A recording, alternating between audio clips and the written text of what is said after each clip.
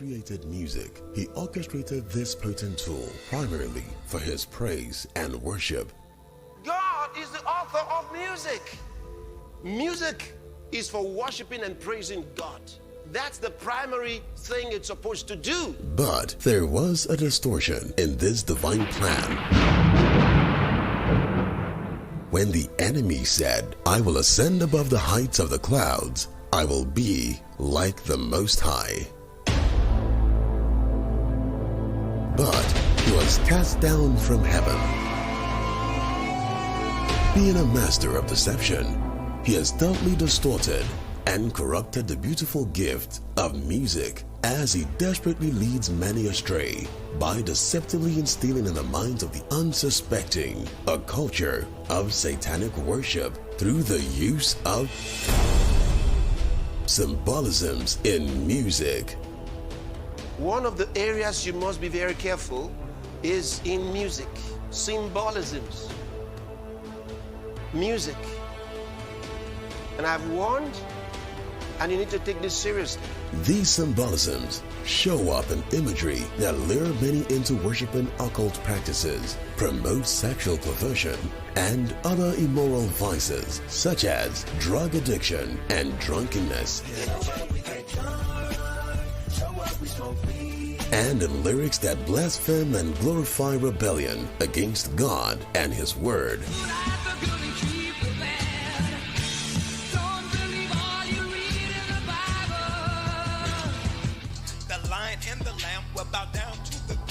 And that is Jesus bowing down to the goat.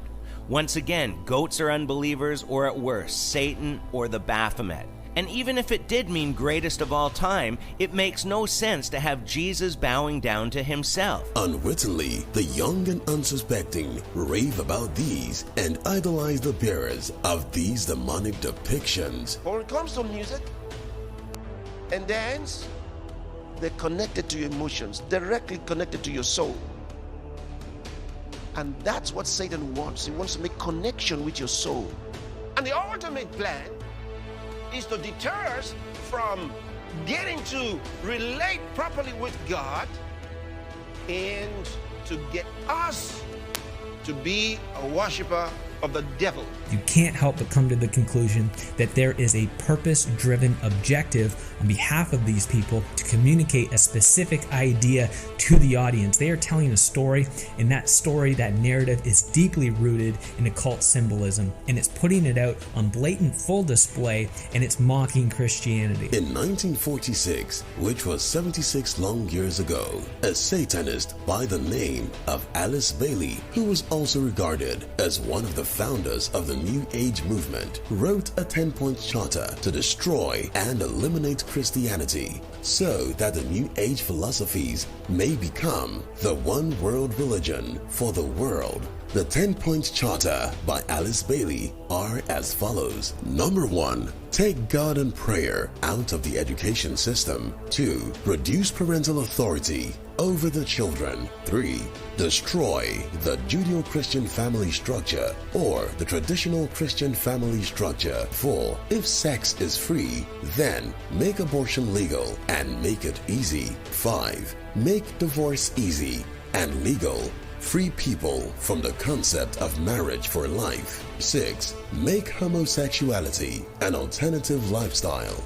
Debase art, make it run mad. 8, use media to promote and change mindsets. 9, create an interfaith movement. Number 10, get governments to make all these laws and get the church to endorse these changes. Unknown to many, music and arts have been exploited as major tools for driving this sinister agenda for several years. Tragically, some of these things have crept into the Church of Jesus Christ. Music that is not of God. I say it's very dangerous to go into some kind of music that is basically worldly, not known to be Christian, and then we want to Christianize it. How worldly should we get to win the world? How worldly should we be?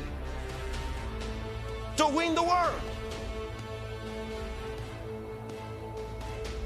How far should we go to get their attention? We have to be like them to do so? That is a confession of your spiritual bankruptcy. Because if you were full of the Spirit, just think the very thought of it. If the apostles said, you see, we have to be like the Pharisees to win them. That's not what Paul was saying when he talked about being like a Jew. That's not what he meant. But we don't have to now be like them. We don't have to have their music for them to listen to our music. We don't have to dance like them for them to think like we're dancing for God. I believe that if you love God, then you wouldn't be a friend of the world. And I was a friend of the world. And I listened to different rappers. All these different rappers, not thinking about the lyrics of what they were saying, bro. And so because of that, when I've heard nothing but lustful actions towards women, my parents and the Bible teaches you to respect women and wait towards marriage, but because I was listening to that music, guys, I was more prone to actually have sex before marriage, you know what I mean? Because you have to realize that our subconscious mind holds 95% of our brain, bro. A lot of people don't get that. So not only their conscious thoughts now, it's going into their subconscious. The guy is sleeping and is dreaming things he should not be dreaming of. Music, particularly among adolescents, is a very powerful motivator of behavior. It wasn't so long ago that an entire war was turned on the basis of youth music with Vietnam. And music was really central to the counterculture and the culture that rose up and said, we're not going to take this anymore.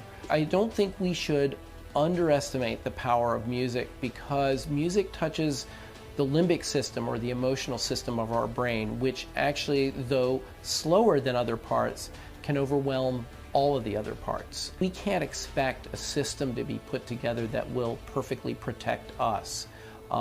We need to protect ourselves. We need to be aware that these media change us and affect us.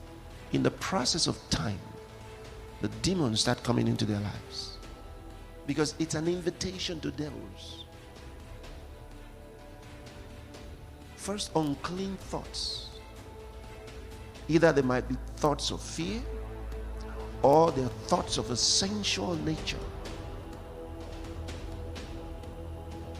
Unclean thoughts are coming to them.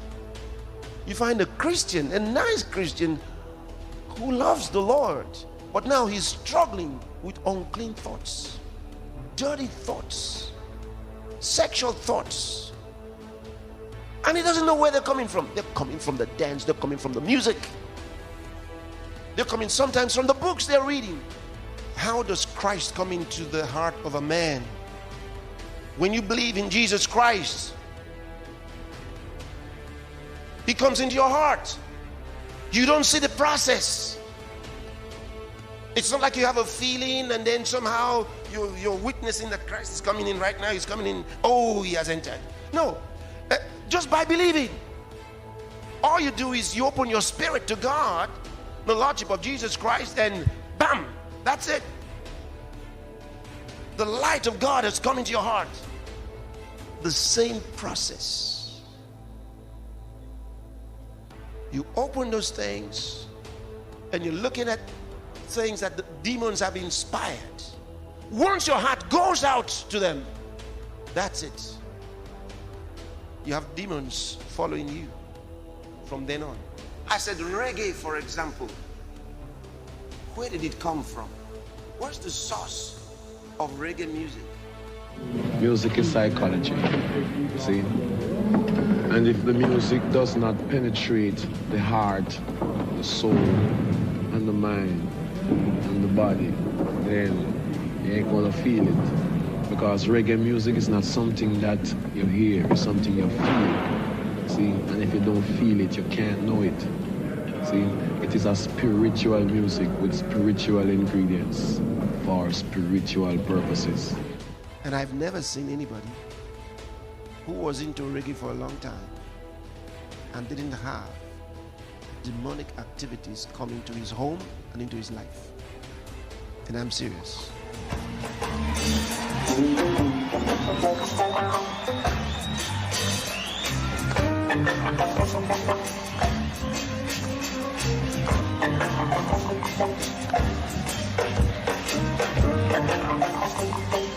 So don't deceive yourself.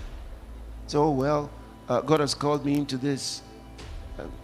If God is calling you into something, it needs to be pure. It needs to be from God. It shouldn't be something that's going to be bringing devils into your life. But reggae is not the only one. Have you ever noticed juju worshippers? They drum a lot. They drum a lot. And they dance a lot.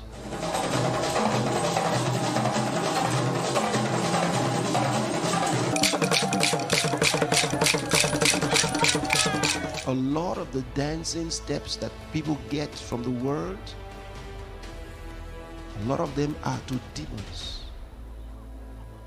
These are things that are the movements of devils. I've dealt a lot with people with evil spirits. Some of you may have been in some meetings where we're doing those things. The moment I start addressing the evil spirit, you see some, they start dancing. And the guy or the girl is not in control. They go like this. How many of you have seen them? And you think they're going to fall. They can bend in an awkward way and still be standing. Why? Because it's not them, it's the evil spirit. And they're twisting themselves in some funny way. If you began to drum for them, they will show you their dance.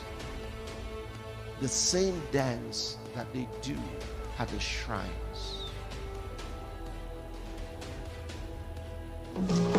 Music is a spiritual thing. You don't play with music. If you play with music, you will die young. You see, because when the higher forces give you the gift of music, musicianship, it must be well used. I get possessed by the spirits. I get possessed by the spirits. Right before I performed, I raised my hands up, and it was kind of the first time I felt something else come into me. Felt something else come into me. And so I sold my soul to the devil. Sold my soul to the devil. It appears that it is these demonic beings that energize Jackson when he hits the stage. Jackson stated, quote, "When I hit the stage, it's all of a sudden a magic from somewhere that comes and the spirit just hits you and you lose control of yourself." Then there's this other kind of music. I watch the young people and I see that they've taken it into the church. And when they're dancing and they have their hand here. Have you seen it? Have you seen it? Very stupid dance. Very stupid dance. Very offensive dance. And they've carried it from the world and brought it into church. The reason I'm telling you this is about symbolisms. There are dances that people have and they're doing them in churches, but these dances are demonic. They're inspired by demons. And they're being danced in churches by so-called musical leaders and music, whatever they call themselves. What's actually happening is these are offerings and libations that are being offered to Satan through symbolisms. And demons thrive on these offerings. You have to understand. You have to understand. Demons feed on worship. So desperate is the adversary in this quest that he also seeks to lure, deceive, and culture innocent children into offering satanic worship from an early age by infusing subliminal messages and symbolisms in music and films targeted at children. Satan's not an evil guy. He wants you to learn and question why. He wants you to have fun and be yourself. And by the way, there is no hell. Science is important, so we understand the world. Satan looks for truth. Let's help him, boys and girls. Satan's not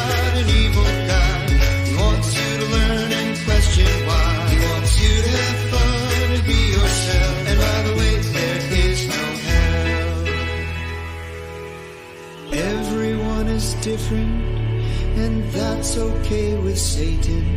He'll always treat you equal, whether you're black, white, or gay. Satan-inspired theosophist Alice Bailey is quoted to have said, "When you are changing a nation, don't bother with the old people. They are too stuck in the old traditions. They will not change. But go for the children, especially 10 years and younger."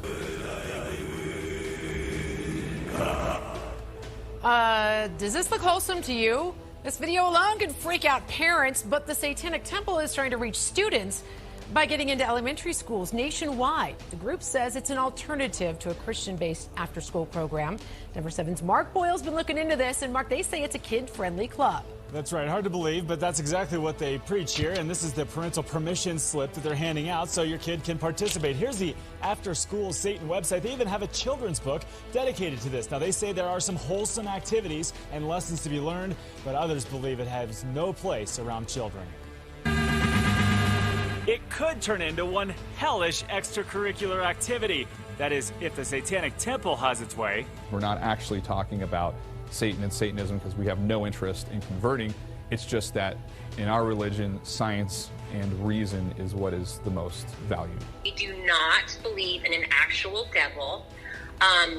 In our clubs, we do not do any sort of rituals or devil worshiping or any kind of sacrificing of goats, all the scary things that are kind of made up in people's heads. We simply, where kids can be kids, where they can interact with other children. But there is obviously a lot of concern here. Some, like Liberty Counsel founder Matt Staver, say the club is nothing more than a bunch of atheists trying to fight back against Christian-based after-school programs. This particular so-called Satanist club is not wanting to be there to express a viewpoint.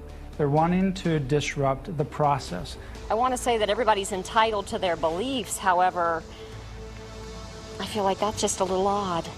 They already took, God out of schools, but now they're going to allow Satan in. It's just crazy. We're disconnecting Satan and his works from the nations, from the cities. We're disconnecting him. And he cannot proceed. He cannot proceed with his acts. He cannot proceed. Music is a reflection of the culture and ideals of a people. Little wonder the adversary seeks to culture the world with the ideals of darkness through symbolisms in music and arts. But while the church remains, we will culture the nations aright, filling the nations with the songs of our kingdom, that they may worship the one true God, who is the true author of music and Lord over all. Revelations chapter 11 verse 15 says, "The kingdoms of this world are become the kingdoms of our Lord and of his Christ, and he shall reign forever and ever."